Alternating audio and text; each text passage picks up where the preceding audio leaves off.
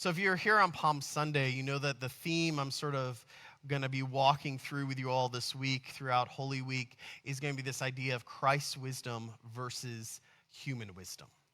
And on Palm Sunday, I talked about Christ's wisdom versus the wisdom of the crowd. Today, I want to talk about Christ's wisdom versus the apostles. Because that's really who's mostly we're talking about today. Yeah, you have folks come and grab him at the end of the story of Maundy Thursday. Yeah, he's about to get dragged off to see the Sanhedrin. Yeah, he's about to have all these horrible things happen. But at this day, at this point, on this moment, it's really about the first communion any human ever had. It's really about him making his predictions of what's about to happen. It's really about the fact the disciples kept falling asleep. It's really about the fact that the apostles, with all their wisdom and all their ideas and all their access to Christ, all their time at his feet, all the predictions they've heard, all the predictions they've seen turn out to be true, will simply not understand what is happening. Like, that's what's tragic to me. That's one of the big tragedies of this day we don't talk about enough, is this idea that we are talking about, like, the first time communion as a sacrament is ever taken by any human ever is today. And they think they're having dinner. Jesus is sitting there saying, do this in remembrance of me, and not one of them goes, hey, this might be important. They're too busy being like, so I'm thinking I'm going to look good as the next cabinet secretary of whatever. Who is the best among us? I think I'm more righteous than you, John. Right? Like, they're doing that. Well, a sacrament is being founded. Not only do they just not get that entire thing, Jesus is saying, like, the time of trials among us, we are going to, bad things are about to happen. I'm going to go. I'm being betrayed as we speak. And they're like, oh, dude, he said something about being betrayed? I wonder who's betraying him. Not me. And you almost feel when you read the Bible, Jesus is just a moment of like, oh my goodness, guys, come on. How are you not getting this? I think the part that brings that sort of frustration of Christ out the most is he goes to the garden. He has told them, they will betray me tonight. Come with me. This is important. And they're like, yeah, Jesus, it's important. We're coming with you. Then he goes, he says, all right, you stay right here. I'm going to go up. I'm going to pray. I'm going to pray to my Father that this does not happen. And they're like, okay, we got it. He's like, stay here and pray that it doesn't happen to you. And they're like, yes, sir, we got it. And then he goes out and he comes back. And what are they doing? Nap time. Like, they're having a nap. Like, what about this is super important, please pray this won't happen to you, equals nap time? If you have kids, you've had these sorts of conversations, right? You give them the countdown to when we get out of the door, and they're like, do, do, do, do, do, do. And then you're like, all right, it's time to leave. And they're like, I don't have a coat, right? You've all lived through that. It's the same sort of thing. It's not belligerence. It's not resistance. It's just simply not having a understanding whatsoever of what is occurring. It's not a fight. It's two boats passing in the night. And Jesus flashing all the lights being like, folks, come on. But the question is, why? Because you'd think if anyone would understand what Jesus was trying to get at on this day, it would be the folks who have followed him around for the past 3 years. He has made the predictions. He has told them literally what is about to happen at least 5 different times, in ever more increasing severity as they've gotten closer and closer, right? You heard it on Palm Sunday, you heard it the week before that, you heard it 2 weeks before that, so on and so forth. And somehow they're still like, I don't know. Maybe we should get some swords. We have 2. Like, you're going to have a revolution with 2? Like, on every level, they're not getting it. And I think the reason they don't get it is because they have these core assumptions or core values. They've made an assumption about how the world works, right? And they can go different ways with the same core value, right? Because like both Peter and Judas, their core assumption is the Messiah is going to lead a war. Now, Peter has weapons and is excited about the idea. Judas is terrified and going to betray Jesus because of it. But they both agree that like messiahs equal large military conflicts. And no matter how many times Jesus tells them, guys, that's not at all what I'm here to do. There's a bigger, much more important thing than a military conflict. Because they assume Messiah equals military conflict, they never hear it. The other disciples or apostles aren't much better, right? The fact that they're sitting there and jockeying for who gets what position in some future theoretical government, well, we don't quite know exactly what their worldview is. They're clearly not hearing Jesus either. They clearly think something political is about to happen. Some sort of monarchy is about to be founded.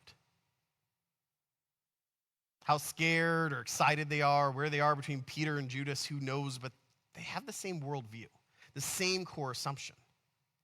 And because they've never stopped to listen to Jesus long enough to ask themselves, is the way I'm framing this entire interaction, the way I'm understanding what is happening here, they miss out on what Christ is saying. I'll give you an example. When I was in Nebraska, I'd grown up in Texas. I had encountered rodeos before. And there was a rodeo in the small town that I was living in and serving there. And I got nothing against rodeos. Rodeos are cool. And I have a parishioner come to me who I very, very much respected. And she says, hey, I need you on the rodeo board. And I'm like, why in the world would you want me on a rodeo board? I know nothing about rodeos. Like, I understand the concept, but I am not a rodeo person. And she's like, you need to learn more. I'm like, sure. So I go there, and what I quickly learn is that the rodeo in the small town is how they raised all the money for all the food banks in the area, because the profit that they took from the concessions fueled all the food banks. So if the rodeo does bad, hungry people don't get fed. So, okay, they caught my attention. I also learned they were struggling on concessions. Less volunteers every year. The volunteers are getting older. It's getting harder to make this much food. The food that they're making isn't selling as well. The food prices keep going up. And the amount they could give to all the nonprofits who fed the poor in the town was getting slimmer as food was getting more expensive. It was a real crisis, a real problem. Problem I didn't have any good answers for. But then I realized something. I realized the problem was we had some of the right people in the room, but we needed more people. Because you know who wasn't in the room? The people who ran the concessions at the football games for the high school. Because if anyone knows concessions, it would be them, right? So I said, come to the board. Come join the board. Like, I don't know if I'm allowed to do that, but just come. And there were 3 younger-ish women, all moms, stay-at-home moms, who had different sorts of careers, very smart people, very good people, loved their town. The older ladies are like, ugh. And we go through the whole problem. And everyone's in this fight over, do you go to Walmart 45 minutes away, or do you go ahead and support your local businesses? Why? Because everyone in that room loved that town. And that's a hard question, right? So we go around for like 2 hours. There's no end in sight. We can't figure out how we're going to make this better.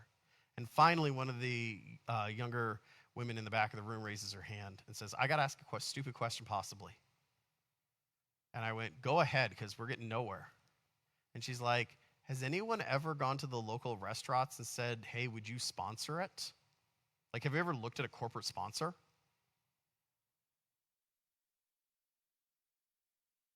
And everyone in that moment realized we had made a core assumption. The core assumption is that we had to buy and make the food. You know what's a lot easier volunteer-wise? Not doing that. And so they did. A whole bunch of local restaurants from all the little towns. They all wanted to have their food displayed at the rodeo. 1,000 people going through there. Every little town has a restaurant. Every restaurant wants to have their food one of those nights. They're totally going to give you 100% of the profits because it's amazing advertising. And these women realized that. They knew how to do it. Many of them have been waitresses at these restaurants.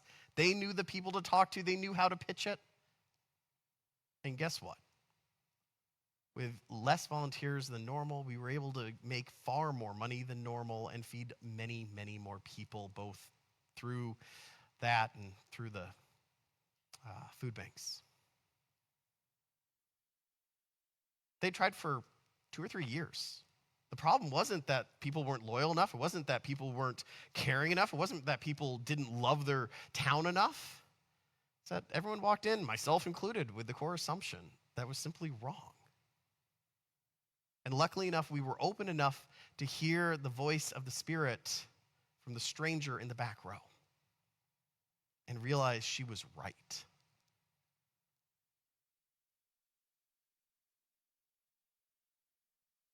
See, that's what I think makes a difference come Easter. The women will make it to the tomb. The disciples, depending on who you talk to and which gospel you read, mostly don't. And I think it's because the disciples are pretty darn sure they know what's going on, and the women a little less.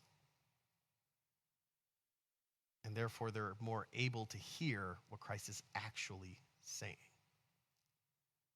So as you go out on this Maundy Thursday, take some time today in your prayer life and ask yourself about your core assumptions of anything and everything. And ask yourself, are you open enough to hear the voice of the Spirit, even if they're in the back row? Amen.